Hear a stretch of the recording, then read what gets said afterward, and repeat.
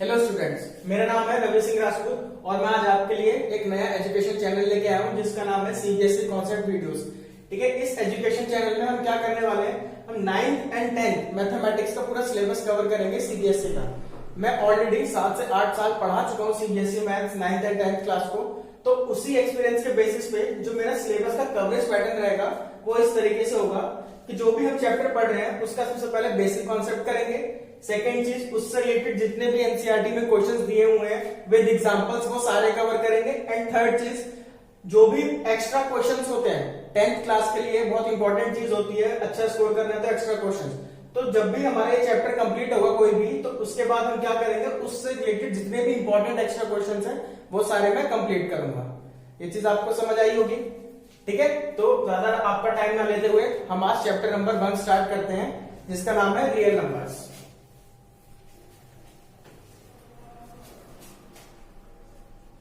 Chapter 1 real numbers.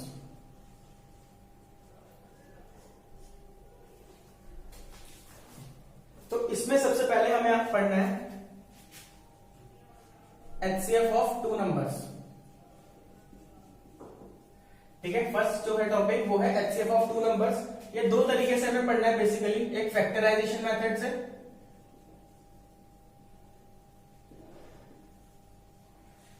And जो second वाला हमें पढ़ना है वो पढ़ना है यूक्लिड्स डिवीजन लेमा। आपकी बुक में लेमा होगा या फिर किसी चीज को हम बोल सकते हैं थ्योरम, कोई ज्यादा डिफरेंस नहीं है। आप यूक्लिड डिवीजन लेमा को यूक्लिड डिवीजन थ्योरम भी मान सकते हैं। ठीक है, तो सबसे पहले अगर हम देखें एग्जांपल के लिए, मान लीजिए हमारे पास दो नंबर है, एक है 12 और एक है 48। अगर मुझे इसका एचसीएफ निकालना है तो एचसीएफ होता क्या है, HCF is highest common factor. किसी भी दो नंबर के बीच में जो भी हाईएस्ट कॉमन फैक्टर होगा उसी को हम क्या बोलते हैं, एचसीएफ। जैसे यहां पे अगर हम देखें एचसीएफ निकालना है तो हमने ऑलरेडी क्लासेस में पहले किया हुआ है कि अगर एचसीएफ निकालना है तो क्या करना है, इनके फैक्टर्स निकाल देने हैं। तो हमारे पास ये बन गया। अगर हम 12 का फैक्टर करेंगे तो 2 इंटू 2 इंटू 3 एंड अगर हम 48 का करते हैं कितना होगा, 2 2 जा 4, 2 4 जा 8, 2 1 जा 2, 2 जा 4, 2 6 जा 12, 2 3 जा 6 एंड 3 1 जा। तो अगर मैं इस 48 को फैक्टर्स के टर्म में लिखूं तो मैं इस तरीके से लिख सकता हूं इसको। अब एचसीएफ का क्या मतलब है, जो भी इन दोनों में हाईएस्ट टर्म निकल के आ रही है कॉमन वो होगा एचसीएफ। तो आप देख लीजिए यहाँ पे 2 2 3 और यहाँ पे भी 2 2 3, ये जो कॉमन टर्म आ रही है ये क्या है, एचसीएफ ऑफ 12 एंड 48। तो ये कितना है, 3 2 6 6 2 12। तो हम कह सकते हैं जो एचसीएफ आ रहा है, जो हाईएस्ट कॉमन फैक्टर आ रहा है वो 12 वाला है। तो ये तो कवर हुआ फैक्टराइजेशन मेथड कि हम फैक्टराइजेशन मेथड की हेल्प से किस तरीके से निकाल सकते हैं। बट आपकी जो फर्स्ट एक्सरसाइज है वो यूक्लिड डिवीजन लेमा के बेसिस पे है, बट आपको पता होना चाहिए कि एचसीएफ क्या होता है, इसीलिए ये बताया है।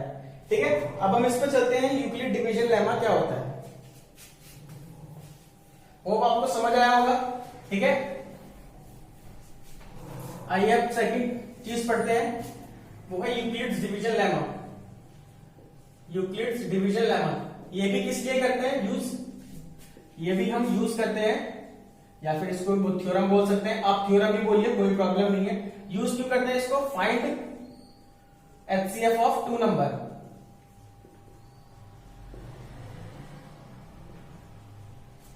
तो ये चीज आपने बस नाम से नहीं पढ़ी बट इससे पहले इसको यूज कर चुके हैं। जैसे मान लीजिए अगर मैं इस 5 को 2 से डिवाइड करूं तो 2 2 जा 4 और 1, तो आपको पता होगा इस 5 को किस तरीके से लिखा जा सकता है, 2 इंटू 2 प्लस 1। ठीक है, ये चीज तो पता है आपको। तो इसी चीज को बोलते हैं, ये जो 5 है इसको हम बोलते हैं डिविडेंड। ठीक है, जिसको हम डिवाइड कर रहे हैं। ये 2 क्या है, डिवाइजर, जिससे डिवाइड कर रहे हैं। इनटू ये क्या है, क्वोशिएंट, कितनी बार डिवाइड किया है, प्लस ये जो आ रहा है ये है रिमाइंडर। तो इसी चीज को बोला गया है यूक्लिड डिवीजन लेमा। बस यहाँ पे क्या है, नाम दे दिया गया है, ये ऑलरेडी आप पढ़ चुके हो। तो यही चीज क्या है, dividend is equal to divisor into quotient plus remainder. अब आपकी बुक में कुछ एक स्टेटमेंट दी हुई है इसके लिए ए बी के टर्म्स में, तो वो भी कुछ नहीं है। अगर आप इसको ए मान लो, ये बी है और ये क्यू, और जो रिमाइंडर आपका हो रहा है आर, तो यहीं से वही सेम चीज आ जाएगी, A is equal to B Q plus R. ठीक है, तो यही चीज है आपकी, A is equal to B Q plus R, जहां पे जो आर की वैल्यू है वो ग्रेटर देन इक्वल टू 0 होनी चाहिए और लेस देन बी होनी चाहिए। ठीक है, बाकी जो भी मैंने समझाने के लिए लिखा है वो मैं हटा रहा हूं। तो बेसिक चीज आपकी ये निकल के आती है कि dividend is equal to divisor into quotient plus remainder. तो a is equal to B Q plus r, where r is greater than equal to 0 and less than b। ठीक है, यही चीज आपको यूज करनी है किसी भी दो नंबर के बीच में एचसीएफ निकालने के लिए। तो ये तो हो गया यूक्लिड डिवीजन लेमा का बिल्कुल स्टेटमेंट, और ये मैथमेटिकल टर्म्स में, ये बहुत इंपॉर्टेंट चीज है, आपको ध्यान रखना है। ठीक है, अब इसी के बेसिस पे हम देखते हैं कि किस तरीके से हम किसी दो नंबर का एचसीएफ निकाल सकते हैं। चलिए आइए देखते हैं। ठीक है, तो आप वीडियो रोक के ये सब लिख सकते हैं। इसी कॉन्सेप्ट पे अब हम एग्जांपल नंबर 1 देखते हैं। इसमें बोला using Euclid division algorithm find HCF of two numbers. ठीक है, हमें दो नंबर्स गिवन है 4052 एंड 12576। क्या करना है हमें इसमें, 12576 इज ग्रेटर देन 4052। तो हमें पता है according to Euclid's division lemma, या फिर आप एल्गोरिथम बोलो, उससे फर्क नहीं पड़ता है। ठीक है, हमें पता है इसकी कंडीशन क्या है, a is equal to B Q plus r, where r is greater than equal to 0 and less than b। ठीक है, जब भी यूक्लिड डिवीजन एल्गोरिथम से रिलेटेड क्वेश्चन आएगा तो आपको ये स्टेटमेंट लिखनी है, मार्क्स मिलेंगे इसके भी, और ये जो क्वेश्चन होगा ये दो नंबर में पूछा जाएगा। ठीक है, तो करना क्या है, हमें नॉर्मल इसको डिवाइड करना है, जैसे हम करते हैं 12576 और 4052। तो नॉर्मल अगर हम डिवाइड करें तो 3 टाइम्स डिवाइड होगा, 3 2 6, 5 3 15, 4 3 12, तो 0 2 टाइम्स एंड ये 4। अब नेक्स्ट डिवाइड करें इसको 4052, तो ये शायद 9 टाइम्स डिवाइड होगा, 18 9 4 36 37, 3 7 8 0 2 7 2। फिर से अब देखिए हर स्टेप में क्या होगा, जो भी रिमाइंडर होगा वो नेक्स्ट स्टेप के लिए डिवाइजर बन जाएगा, और जो पहले डिवाइजर था वो नेक्स्ट स्टेप में क्वोशिएंट बन जाएगा। ठीक है, फिर वही सेम चीज, अब ये जो रिमाइंडर आया इस स्टेप के लिए वो नेक्स्ट स्टेप के लिए डिवाइजर, और जो पहले क्वोशिएंट वो जो डिविडेंड था वो यहां आ जाएगा। अब आप इसको डिवाइड करेंगे तो 1 टाइम्स जाएगा 272। अच्छा, ये आपको कब तक करते रहना है, ये तब तक करते रहेंगे आप जब तक हमारा आंसर यहाँ पे रिमाइंडर में 0 ना आ जाए। तो ये बचा 8 और ये 4, 148। नेक्स्ट 272, तो ये 1 टाइम जाएगा तो 148 4, और ये 24 124। नेक्स्ट डिवाइड करेंगे तो 148 1 टाइम्स 124, तो ये 4 ये 2। मैं यहां पे आगे कंटिन्यू कर रहा हूं। ये जो डिवाइजर था, ये जो हमारा रिमाइंडर आया है ये डिवाइजर बन गया, और जो पहले डिवाइजर था वो क्वोशिएंट बन गया। तो कितने टाइम्स जाएगा ये, 5 टाइम्स 120, तो आ गया 4। अब ये वापस यहां जाएगा तो 4 6 24, तो लास्ट आंसर हमारा 0 आ गया। ठीक है, रिमाइंडर 0 आ गया। तो जिस डिवाइजर के बाद यूज करने के बाद रिमाइंडर 0 आता है वही डिवाइजर हमारा क्या कहलाया जाता है इसमें, एचसीएफ। बट ये क्या है, आपका ये रफ वर्क है, ये आपको नहीं दिखाना है। बेसिकली आपको पूछा गया है यूक्लिड डिवीजन एल्गोरिथम की हेल्प से लिखना है, तो इस स्टेटमेंट की फॉर्म में सबको लिखना पड़ेगा। वो कैसे लिखेंगे जरा देखिए। अगर हम सिर्फ इस पहले वाले स्टेप की बात करें तो इसमें a की वैल्यू क्या है, ये b क्या है, ये q ये है, और r ये है। तो यही सेम बस आप यहाँ पे पुट कर दीजिए value 12576 is equal to 4052 into 3 plus remainder कितना है 420। और ये चीज ध्यान रखनी है, जो रिमाइंडर है वो b से बड़ा नहीं हो सकता है। नेक्स्ट स्टेप के लिए फिर से 4052 is equal to 420 into 9 plus 272। Next है 420 is equal to 272 into 1 plus 148। Next step 272 is equal to 148 into 1 plus 124। Next 148 is equal to 124 into 1 plus 24. 124 is equal to 24 into 5 plus 4, and last step is 24 is equal to 4 into 6 plus 0. So जो भी last divisor है वही क्या होगा, HCF। तो हम लिखेंगे HCF of किसका 4052 एंड 12576 इज इक्वल टू 4। ठीक है, ये 2 नंबर में क्वेश्चन आता है, इसमें आपको ये दिखाने की जरूरत नहीं है, आपको ये दिखाना पड़ेगा, इसके नंबर मिलेंगे, इसके कोई नंबर नहीं मिलेंगे। ठीक है, ये आपको समझ आया होगा। अब वीडियो रोक के आप इसको लिख सकते हैं। ठीक है, अब इसी से रिलेटेड जितने भी क्वेश्चन है सबसे पहले हम वो करते हैं। तो एक्सरसाइज 1 पे आते हैं। तो एक्सरसाइज 1.1 में आप बुक खोलिए, उसमें देखिए क्वेश्चन नंबर 1 फर्स्ट पार्ट। उसमें बोला गया है कि use equally division algorithm to find the HCF of 135 and 225। तो आपको क्या करना है, यूक्लिड्स डिवीजन एल्गोरिथम यूज करके एचसीएफ फाइंड आउट करना है। ठीक है, ईडीए मतलब यूक्लिड डिवीजन एल्गोरिथम। तो हमें पता है according to Euclid's division lemma लिख लीजिए आप इसको, a is equal to B Q plus r where r is greater than equal to 0 and less than b। तो फिर से आप इन दोनों नंबर्स को डिवाइड करेंगे, तो कर लेते हैं रफ वर्क में। 225 135 टाइम्स जाएगा, तो 135 1 जा 135 0 9। नेक्स्ट वही सेम स्टेप रिपीट करना है कि जो पहले डिवाइड जो रिमाइंडर था अब वो सेकंड स्टेप के लिए डिवाइजर बन गया, और जो पहले हमारा डिवाइजर था अब वो डिविडेंड बन गया। तो 90 बन जा 90, तो ये कितना आ गया 45। फिर डिवाइड करेंगे तो 2 टाइम्स, तो ये कितना आंसर आ जाएगा 90।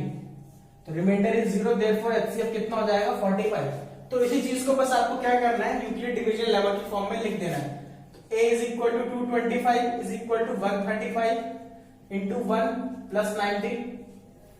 Second step 135 is equal to 90 into 1 plus 45.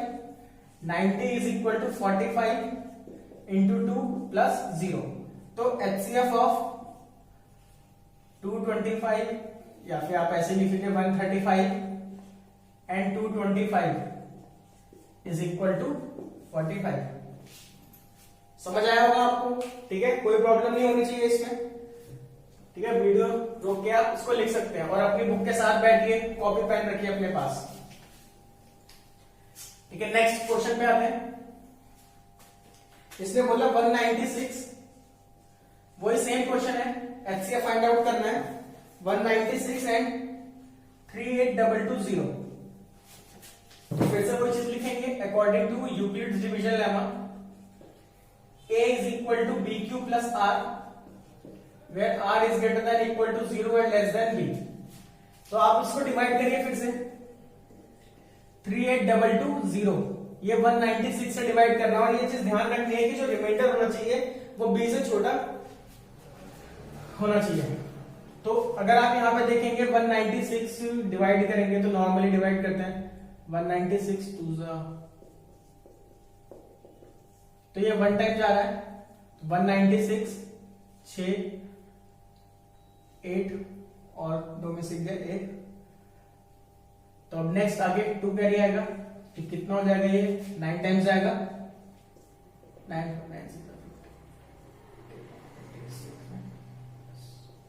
1764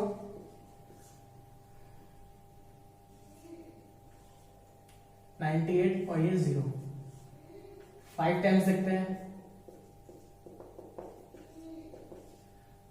तो ये 195 टाइम्स पूरा डिवाइड हो रहा है। तो हमारे पास सिर्फ एक ही चीज बनी इसको लिखने के लिए, मैं लिख सकता हूं ए कितना है 38220 इज इक्वल। अब देखिए हमारे लिए अलग अलग स्टेप नहीं होंगे, क्यों, क्योंकि बोला गया है जो बी है वो छोटा नहीं होना चाहिए। ठीक है, बट यहाँ पे आप अगर चेक करेंगे जो रिमाइंडर आ रहा है वो क्या आ रहा है, बी से बड़ा आ रहा है, बट वो होना चाहिए था छोटा, इसीलिए हमने इसको पूरा डिवाइड करा एक साथ। तो 3220 is equal to 196 into 195 plus 0।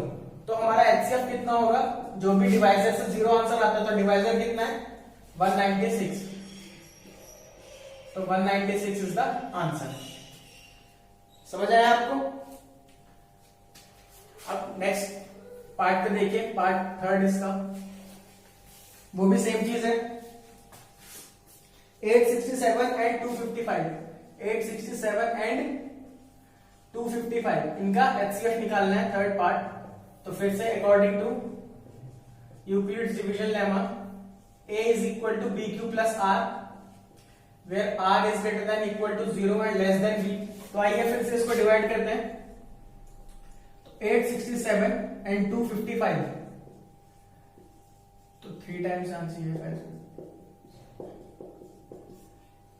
3 times 765, next 201। फिर से अब ये हमारे लिए डिवाइजर बन जाएगा और ये डिविडेंड, तो 2 टाइम्स आएगा तो 204, 51 और ये फिर से 2 टाइम्स आएगा तो 102। तो फाइनल आंसर कितना आ गया 0। तो यहां से एचसीएफ कितना आया 51। तो इसको अब हमें यूक्लिड डिवीजन की फॉर्म में लिखना है। तो 867 is equal to 255 into 3 plus 102। Next step 255 is equal to 102 into 2 plus 51। Next step 102 is equal to 51 into 2 plus 0। ध्यान से देख लो अगर नहीं समझ आ रहा है, ठीक है, अच्छे से समझो, कोई प्रॉब्लम नहीं होनी चाहिए इसमें।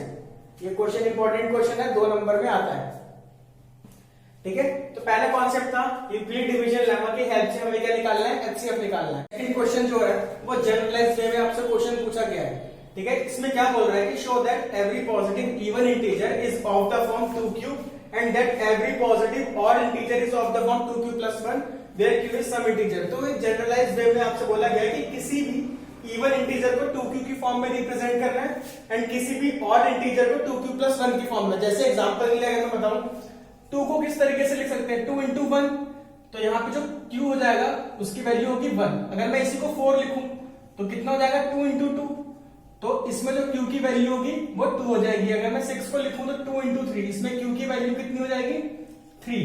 और इसी तरीके से अगर मैं ऑड इंटीजर्स लूं, ये तो इवन इंटीजर्स हो गए, अगर मैं ऑड इंटीजर लूं जैसे मान लीजिए 3, तो मैं इसको क्या लिख सकता हूं 2 into 1 plus 1, तो ये किस फॉर्म में रिप्रेजेंट हो गया 2q plus 1। सेम इसी तरीके से अगर मैं 5 लूं तो इसको मैं लिख सकता हूं 2 into 2 plus 1, तो ये भी किस फॉर्म में रिप्रेजेंट हो गया, ये भी इस फॉर्म में रिप्रेजेंट हो गया। ये तो हमने नंबर्स को रिप्रेजेंट करा, बट वो नंबर्स को रिप्रेजेंट नहीं करवाना चाह रहा, वो एक जनरलाइज फॉर्म बोलना चाह रहा है कि अगर मैं कोई भी नंबर लेता हूं, अगर वो इवन पॉजिटिव इंटीजर है तो उसको 2q की फॉर्म में रिप्रेजेंट करना है, अगर वो ऑड पॉजिटिव इंटीजर है तो उसको 2q plus 1 की फॉर्म में रिप्रेजेंट करना है। तो हम भी इसको क्या करेंगे, जनरलाइज वे में ही सॉल्व करेंगे। ये समझ आया होगा ये क्वेश्चन, ठीक है। क्वेश्चन समझना जरूरी है कि बोलना क्या चाह रहा है। तो ये बेसिकली ये बोलना चाह रहा है कि किसी भी नंबर को या तो हम 2q की फॉर्म में रिप्रेजेंट कर सकते हैं या फिर 2q plus 1 की फॉर्म में रिप्रेजेंट कर सकते हैं। तो मैं मान लेता हूं कि let a be any positive integer. मैंने मान लिया कि हमारा जो a है ये कोई भी एक पॉजिटिव इंटीजर है। तो हमने पढ़ चुके हैं कि according to Euclid's division lemma a is equal to bq plus r where r is greater than equal to 0 and less than b। तो अब हम इसको अगर कंपेयर करें यहां से 2q और 2q plus 1 की फॉर्म में, इसने बोला कोई भी नंबर या तो इस फॉर्म में होगा या फिर इस फॉर्म में होगा। तो अगर मैं यहां से कंपेयर करूं तो मैं देख पा रहा हूं कि जो b की वैल्यू होगी वो कितनी है 2। तो मैं यहां सेलेक्ट कर लेता हूं late b is equal to 2। अब हमारा यहां पे क्या है कि जो b की वैल्यू जो रिमाइंडर है वो क्या होना चाहिए, जो कंडीशन है रिमाइंडर की वो बोला है या 0 और 0 से बड़ा और b से छोटा होना चाहिए। तो इस b के अकॉर्डिंग r क्या क्या हो सकता है, या तो 0 हो सकता है या तो 1 हो सकता है। इसके अलावा तो कोई वैल्यू नहीं होगी ना। हमारी जो कंडीशन है यूक्लिड डिवीजन लेमा की वो यही है कि r से ग्रेटर देन इक्वल टू जो होगा वो 0 से होना चाहिए और b से छोटा होना चाहिए। तो r ये आ गया। तो इसमें हमें 2 केस बनते हैं कि जब केस हम 1 ले रहे हैं, जब r की वैल्यू क्या मानी हमने 0। अगर मान लीजिए r की वैल्यू 0 है तो इसमें पुट कर देते हैं, तो a is equal to 2q plus 0। And case second जब r की वैल्यू यहां पे 1 है तो a कितना आ जाएगा 2q plus 1। तो ये क्या हो गया, मैंने किसी भी नंबर को शो करके दिखा दिया, किसके इक्वल हो जाएगा 2q के। तो किसी भी नंबर को शो करके दिखा दिया, या तो वो 2q की फॉर्म में हो सकता है या फिर 2q plus 1 की फॉर्म में हो सकता है। अब आप इसमें अगर पॉजिटिव नंबर चाहते हैं इवन वाले, तो यहाँ पे क्या करना है, q की वैल्यू 1 डालेंगे तो आंसर 2 आएगा, अगर 2 डालेंगे तो 4 आएगा, 3 डालेंगे तो 6 आएगा। इसका मतलब क्या है, कोई भी एक इंटीजर ले लें इवन इंटीजर तो वो हमेशा 2q की फॉर्म में रिप्रेजेंट हो सकता है। अगर कोई भी एक ऑड इंटीजर ले तो वो 2q plus 1 की फॉर्म में रिप्रेजेंट हो सकता है। जैसे ऑड इंटीजर अगर मैं यहाँ पे 1 पुट करूं तो कितना हो जाएगा 2 प्लस 1 3, अगर यहाँ 2 पुट करूं तो 4 प्लस 1 5। ठीक है, तो इसी तरीके से हम लिख सकते हैं therefore any positive integer can be expressed, any positive, यहां पे इवन इंटीजर लिख दीजिए, can be expressed in form of 2q, whereas any positive odd integer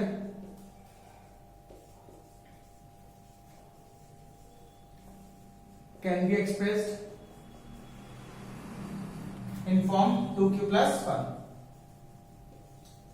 ठीक है, तो इसमें ये चीज समझनी जरूरी है कि पूछना क्या चाहता है। ये तो मैंने आपको समझाया है कि एक एक का एग्जांपल लेके, और ये क्या है, जनरलाइज वे है। इसी तरीके से इस क्वेश्चन को करेंगे।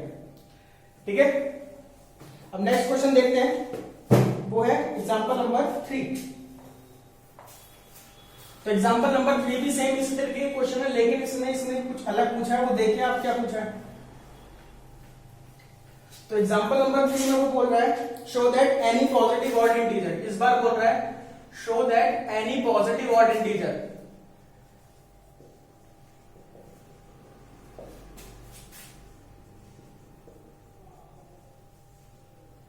is of the form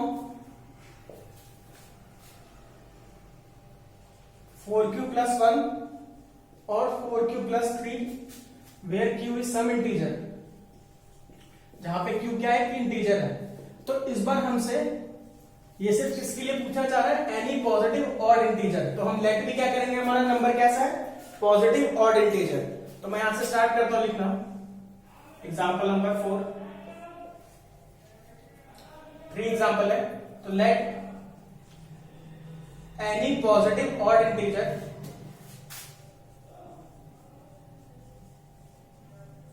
B A. मैंने मान लिया कि मेरा पॉजिटिव ऑड इंटीजर क्या है, ए। तो according to Euclid's division lemma a is equal to bq plus r where r is greater than equal to 0 and less than b। अब अगर हमें इस फॉर्म से कंपेयर करें तो इसने क्या बोला हुआ है, 4q plus 1 and 4q plus 3। तो यहां से मैं कंपेयर करूं अगर इस वाली वैल्यू को, तो मैं देख सकता हूं जो डायरेक्टली b की वैल्यू निकल के आ रही है वो कितनी है, 4। तो मैं लेट कर लेता हूं b is equal to 4। अगर b 4 हो गया तो इस वाली कंडीशन के हिसाब से r मेरा क्या क्या हो सकता है, r 0 1 2 एंड 3, क्योंकि b से छोटा ही रखना है। तो इसके लिए मेरे पास 4 केस बन जाएंगे। तो केस 1 अगर मैं लूं यहां पे, जब r कितना है 0, तो वैल्यूज पुट करते हैं इसमें। तो a इज इक्वल टू कितना हो जाएगा, 4q प्लस 0। केस 2 जब r इज इक्वल टू 1, तो a is equal to 4q plus 1। Case 3 a is equal to 4q plus 2, यहां पे क्या है, r की वैल्यू 2 ली हुई है। एंड केस 4 यहां पे a इज इक्वल टू कितना हो जाएगा, 4q प्लस 3, यहां पे r की वैल्यू कितनी है, 3। तो यहां पे देखिए जो मेरा a है इसको मैं किस फॉर्म में लिख सकता हूं, 2 इंटू 2q की फॉर्म में। ऐसा क्यों लिखा, क्योंकि अब मैं इसको कह सकता हूं कि ये क्या है, इवन नंबर है। सेम इसी तरीके से मैं इसमें 2 कॉमन ले सकता हूं, तो ये बचेगा 2q प्लस 1। तो मैं यहां पे भी कह सकता हूं कि ये क्या है, इवन नंबर। क्यों, क्योंकि किसी भी नंबर को 2 के साथ अगर मल्टीप्लाई करेंगे तो लास्ट नंबर इवन ही आएगा। तो अब यहां पे देखिए कि मैंने माना हुआ था कि मेरा जो a है वो क्या है, पॉजिटिव ऑड इंटीजर, बट मेरे पास जो केस आ रहे हैं वो इवन भी है और ऑड भी है। तो मैं क्या करूंगा, जो इवन वाले नंबर है उसको मुझे नेग्लेक्ट करना पड़ेगा। तो लिखना पड़ेगा कि since a is equal to 4q, a is equal to 4q plus 2 are even number, hence neglected। इसीलिए हमने इसको नेग्लेक्ट कर दिया, क्योंकि ये हमें नंबर लेने ही नहीं थे। हमें नंबर कौन से लेने थे, सिर्फ पॉजिटिव ऑड इंटीजर। तो अब बचा क्या, ये वाला केस बचा और ये वाला केस बचा। तो ये चीज हमें शो कर रही थी, कोई भी पॉजिटिव ऑड इंटीजर किस फॉर्म में रिप्रेजेंट किया जा सकता है, या तो 4q प्लस 1 की फॉर्म में या फिर 4q प्लस 3 की फॉर्म में। लास्ट में statement therefore any positive odd integer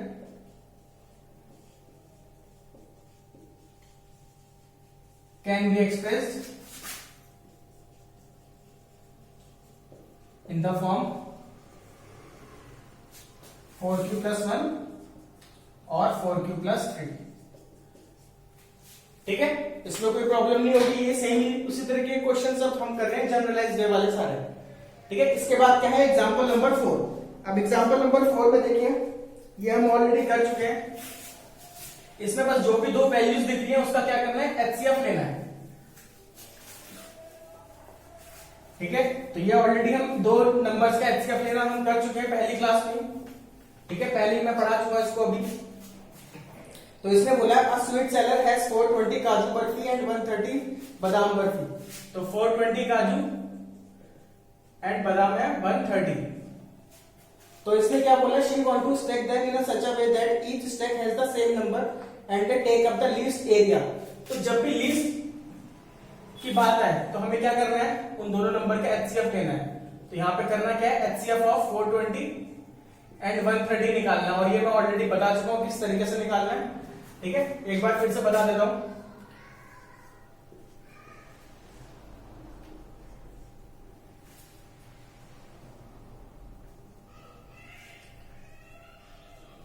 three 90 कितना जाएगा 0, ये 30,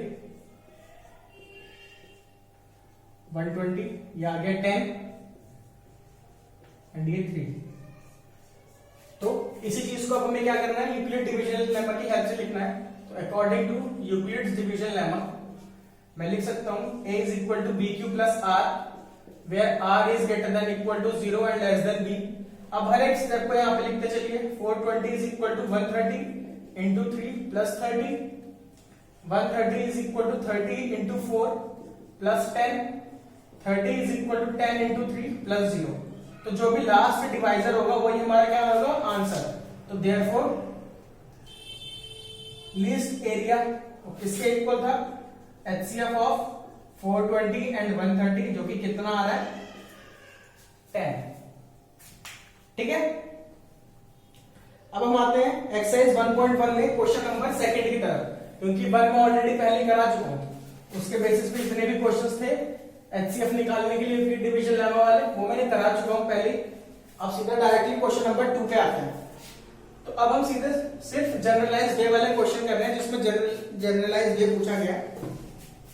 ठीक है, सेकंड में बोला है कि show that any positive odd integer, क्या बोला है, any positive odd integer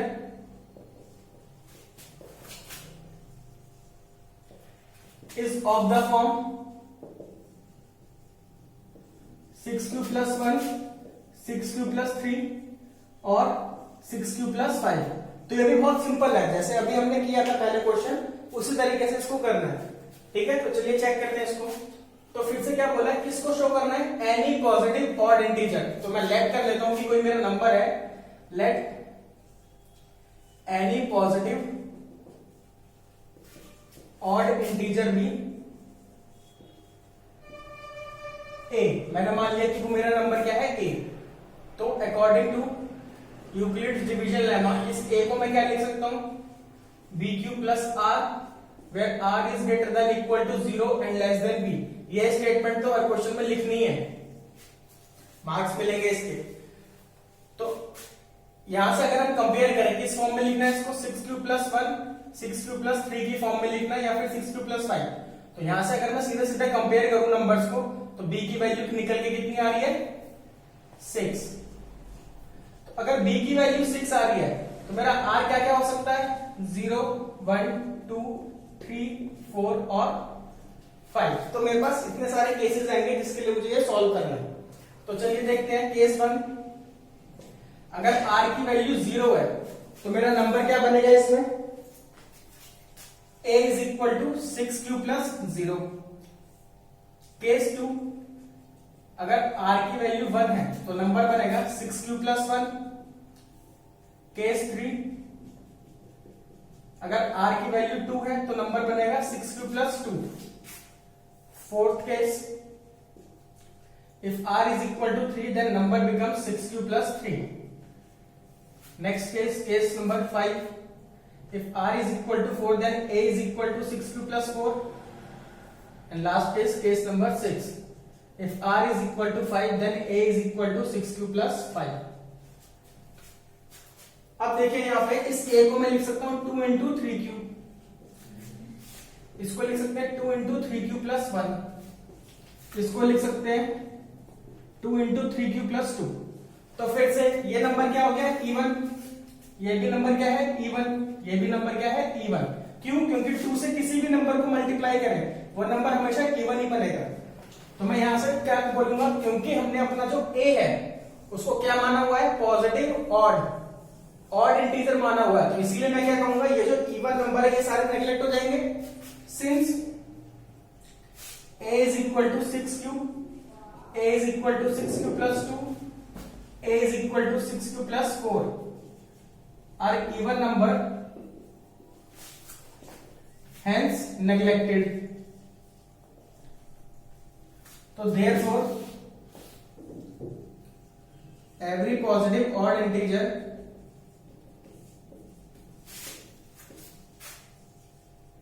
is of the form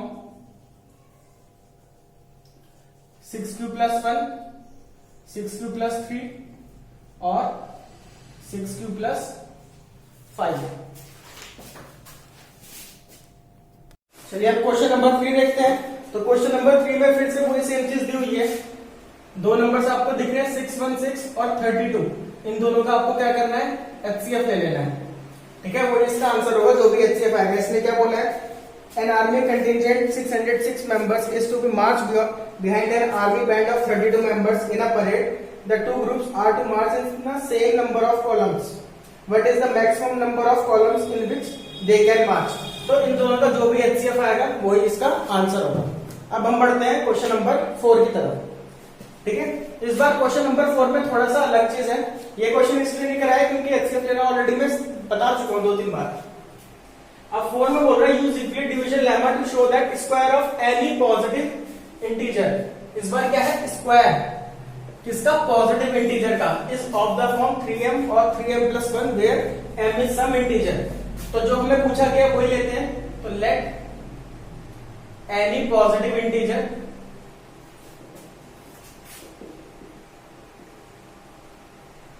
मैंने मान लिया कोई पॉजिटिव इंटीजर है a, तो according to Euclid division lemma a is equal to B Q plus r, where r is greater than equal to 0 and less than b। अब अगर हम फिर से इसको कंपेयर करें 3m और 3m प्लस 1 की फॉर्म से, यहाँ कुछ नहीं है तो 0 होगा, तो मैं यहां से कह सकता हूं कि जो b की वैल्यू है वो कितनी होगी, 3। तो let b is equal to 3। अगर b 3 है तो r क्या क्या हो सकता है, 0, 1 और 2। ये कहां से आया, जो r की वैल्यू है वो 0 से बड़ी होगी और इक्वल और लेस देन b, तो यही 3 वैल्यूज बनती है इसमें। ठीक है, अब इसके बाद इसने क्या बोला है कि हमें नंबर को शो नहीं करना, हमें इस नंबर के स्क्वायर को शो करना है। तो सबसे पहले हम केस 1 लेके चलते हैं कि नंबर 1 क्या है। जब r को मैंने 0 लिया तो a कितना हो गया, 3q प्लस 0, बट इसमें वो a के लिए नहीं पूछ रहा है, वो a स्क्वायर के लिए पूछ रहा है। तो मैं क्या करता हूं, स्क्वायरिंग बोथ साइड। तो ये क्या हो जाएगा, a square is equal to 3q square, तो 9q square is equal to a square. तो a स्क्वायर कितना हो गया, 3 इंटू 3q का स्क्वायर। तो मैं यहां से क्या करूंगा, इस 3q स्क्वायर को मान लेता हूं ये पूरी वैल्यू है m, और अलग से मेंशन कर देंगे m is equal to 3q square. ठीक है, मैंने क्या करा है, इस a स्क्वायर को किसी भी नंबर के स्क्वायर को किस फॉर्म में शो कर दिया, 3m की फॉर्म में, जो कि बोला गया था कि किसी भी नंबर के स्क्वायर को या तो 3m की फॉर्म में रिप्रेजेंट करना है या फिर 3m प्लस 1 की फॉर्म में। जब केस सेकंड 2 आएगा, r की वैल्यू कितनी है, 1, तो a तो हो गया हमारा 3q प्लस 1। तो मैं क्या कर रहा हूं, स्क्वायरिंग बोथ साइड। तो a square is equal to 3q plus 1 का होल स्क्वायर। तो ये कितना हो जाएगा, a square plus b square plus 2 into a into b। तो ये हो जाएगा 9q square plus 1 plus 6q। तो मैं इसको अरेंज कर सकता हूं इस तरीके से, और इन दोनों में से 3 कॉमन ले लेता हूं। तो ये कितना हो जाएगा, 3q square plus 2q plus 1। तो इसको मैं लिख सकता हूं 3m प्लस 1, वेयर जो m की वैल्यू है वो कितनी हो जाएगी, 3q स्क्वायर प्लस 2q। तो फिर से मैंने क्या करा, किसी भी नंबर के स्क्वायर को 3m प्लस 1 की फॉर्म में शो कर दिया। सेम अगर केस 3 लेते हैं तो इसमें a कितना बनेगा, 3q प्लस 2। तो हमें इस नंबर के स्क्वायर को शो करना है, तो स्क्वायरिंग बोथ साइड, तो a square is equal to 3q plus 2 का होल स्क्वायर। तो a square is equal to a square plus b square plus 2 into a into b, ठीक हो जाएगा 9q स्क्वायर प्लस 4, 2 2 जा 4, 4 3 जा 12q। अगर मैं इसको अरेंज करूं तो मैं लिख सकता हूं 9q स्क्वायर प्लस 12q। अब इस 4 को कैसे लिख सकते हैं, 3 प्लस 1, इस 4 को कैसे लिख सकते हैं, 3 प्लस 1। तो इन तीन टर्म में से 3 कॉमन ले लेते हैं, तो ये आ जाएगा 3q square plus 4q plus 1।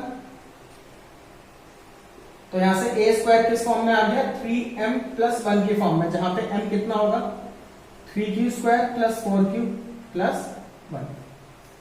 तो ये चीज आपसे बोली थी कि किसी भी नंबर के स्क्वायर को, किसी भी नंबर के स्क्वायर को किस फॉर्म में रिप्रेजेंट करना है, या तो 3q या फिर 3q प्लस 3m या फिर 3m प्लस 1 के फॉर्म में रिप्रेजेंट करना है। ये चीज समझ आई होगी। नंबर 5 की तरफ चलते हैं। इसमें बोला use Euclid division lemma to show that cube of any positive integer is of the form 9m plus 1 और 9m प्लस 8। तो इस बार हमें क्यूब के बारे में देखना है। तो इस नंबर को हमें दिखाना है, कोई भी पॉजिटिव इंटीजर का अगर हम क्यूब ले तो इस फॉर्म में आना चाहिए। तो मान लेते हैं लेट एनी पॉजिटिव इंटीजर, कि वो कोई भी पॉजिटिव इंटीजर क्या है, वो a है। तो according to Euclid division lemma a is equal to B Q plus r, where r is greater than equal to 0 and less than b। ठीक है, अगर अब यहाँ पे आप कंपेयर करेंगे, जिस फॉर्म में दिखाना है 9m प्लस 1 9m प्लस 8, तो यहां से आप देखिए b की वैल्यू निकल के आ रही है 9, बट इस 9 अगर हम b की वैल्यू 9 लेते हैं तो उसके कॉरेस्पॉन्डिंग जो r के केसेस हो जाएंगे वो भी 9 बनेंगे, और फिर इन सबका क्यूब करके दिखाना है, तो वो तो बहुत टीडियस प्रोसेस हो जाएगा। तो इसको हटाने के लिए जब भी हमें क्यूब के लिए पूछा जाएगा तो क्या करना है कि जो भी हमारी b की वैल्यू निकल के आ रही है कंपैरिजन के हिसाब से, उसको क्या करेंगे 3 से डिवाइड कर देंगे, तो जो भी नेट लास्ट रिजल्ट निकल के आएगा वही हमारा b होगा। ठीक है, तो यहां पे हम b क्या मानेंगे 3। तो r की वैल्यू जिसके कॉरेस्पॉन्डिंग क्या क्या हो जाएंगे 0 1 एंड 2। तो हमारे क्या क्या केसेस बनेंगे, तो केस 1 हमारा नंबर कौन सा बनेगा, जब r की वैल्यू 0 है तो a is equal to 3q, बोला हुआ है इसका क्यूब दिखाना है 9m के फॉर्म में, तो टेकिंग क्यूब बोथ साइड,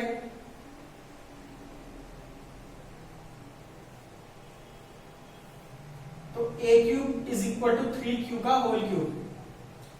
तो ये कितना हो गया 27q क्यूब। अब इसमें से 9 कॉमन ले लीजिए, तो कितना हो जाएगा 3q क्यूब। तो a cube is equal to 9m, तो यहाँ पे m कितना हो जाएगा 3q क्यूब। m कोई भी इंटीजर हो सकता है। ठीक है, इसी तरीके से केस नंबर 2, जब r की वैल्यू कितनी आ रही है 1, अगर r की वैल्यू 1 है तो a कितना हो जाएगा 3q प्लस 1। इसका क्यूब करते हैं फिर से, टेकिंग क्यूब बोथ साइड, तो a cube is equal to 3q plus 1 का whole cube. a cube is equal to 3q का cube plus 1 cube plus 3 into a square b plus 3 into a into b square. So it becomes 27q cube plus 1 plus 3 3 9 9 3 27q square plus 9q। अब हम इसमें से और इसमें से, इन तीनों में से क्या कर सकते हैं 9 कॉमन ले सकते हैं। तो यहां कितना बचेगा 3q cube plus 3q square plus q, last में कितना रह जाएगा ये वाला 1। ये हो गया 9m प्लस 1। तो यहाँ पे m कितना हो गया 3q cube plus 3q square plus q। तो हमने फिर से क्या करा, किसी भी नंबर को उसका क्यूब को 9m प्लस 1 के फॉर्म में रिप्रेजेंट कर दिया। सेम इस तरीके से अगर केस नंबर 3 लास्ट केस लेते हैं जिसमें r की वैल्यू कितनी आ रही है 2, तो a कितना बनेगा, जो हमारा नंबर होगा वो बनेगा 3q प्लस 2। तो इसका जब क्यूब करेंगे तो a cube is equal to 3q plus 2 का होल क्यूब। तो ये कितना हो जाएगा a cube plus b cube plus 3 into a square b plus 3 into a into b square. अच्छा ये तो किसी को प्रॉब्लम नहीं है कि ये कहां से आ रहा है, ये तो आइडेंटिटी है भाई। a प्लस बी का होल क्यूब क्या होता है, a cube plus b cube plus 3a square b plus 3ab square. इस आइडेंटिटी को यूज करके ये किया हुआ है। अगर इसको फर्दर सॉल्व करेंगे तो कितना हो जाएगा, 27 Q cube plus 4 plus 3 3 9 9 3 27 into 2 54 Q square plus 3 3 9 9 4 36 Q. तो इस बार इसमें से और इसमें से 9 कॉमन आएगा तो कितना बचेगा, 3 Q cube plus 6 Q square plus 4 Q, और यहाँ पे एक्स्ट्रा 2 क्यूब होगा ये, तो ये 8 हो जाएगा। ये बचा 8, तो फिर से इसको क्या करेंगे 9m प्लस 8 की फॉर्म में रिप्रेजेंट कर देंगे। तो यहाँ पे m की वैल्यू कितनी आई है, 3q cube plus 6q square plus 4q। तो इसमें हमने क्या करा, किसी भी नंबर को पॉजिटिव इंटीजर के क्यूब, पॉजिटिव इंटीजर का अगर हम क्यूब करेंगे तो उसको किस फॉर्म में रिप्रेजेंट किया जा सकता है, या तो 9m की फॉर्म में, या फिर 9m प्लस 1 की फॉर्म में, या फिर 9m प्लस 8 की फॉर्म में। तो इसी क्वेश्चन के साथ आपकी 1.1 एक्सरसाइज कंप्लीट हो गई है। इसके बाद नेक्स्ट लेक्चर में करेंगे एक्सरसाइज 1.2 से स्टार्ट। अगर किसी को इसमें समझने में कुछ भी प्रॉब्लम है तो वो मुझे पर्सनली इस नंबर पे व्हाट्सएप कर सकता है। मेरा नाम है रवि, और व्हाट्सएप का आफ्टर 6:30 आपको इंस्टेंट रिप्लाई मिल जाएगा जो भी आपकी क्वेरी होगी। ठीक है, थैंक यू।